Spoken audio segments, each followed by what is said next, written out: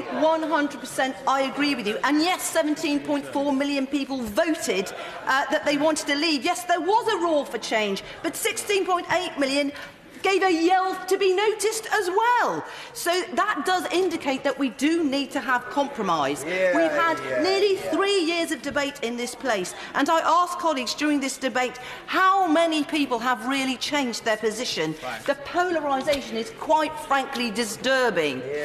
So today let's demonstrate that we can move one small step for Parliament and one giant step for the UK and the men and women of this nation by passing the withdrawal agreement, the legally binding agreement that sets out the UK's departure from the EU bloc, that fits with the EU rules, and the longer extension that was agreed to May the 22nd. It is a legal right, as the Attorney-General clearly outlined, and it takes us straight to the bill, which was also touched on by the member from Chingford.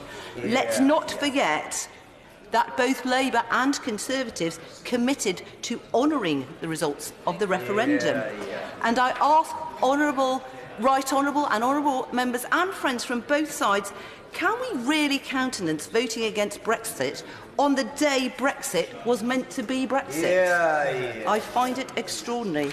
By setting out the agreement from the political declaration that sets out the framework for the future relationship, we can go on to continue to discuss what type of Brexit we really want, and it has to be something that we can all live with.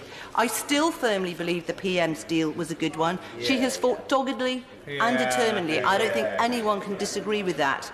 And I believe she's come up with a very comprehensive deal and that it fundamentally is good.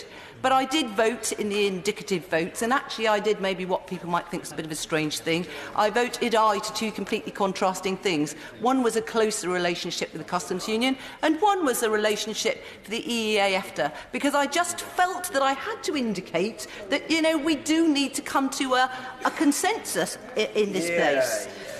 Neither were my favourites. Neither, I think, are as good as the Prime Minister's deal. But for today, let's please, Mr Speaker, get this over the line. Let's discuss all the other permutations later.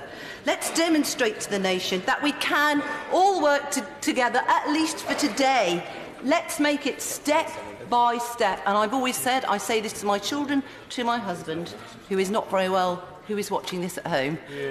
Step by step, all things are possible.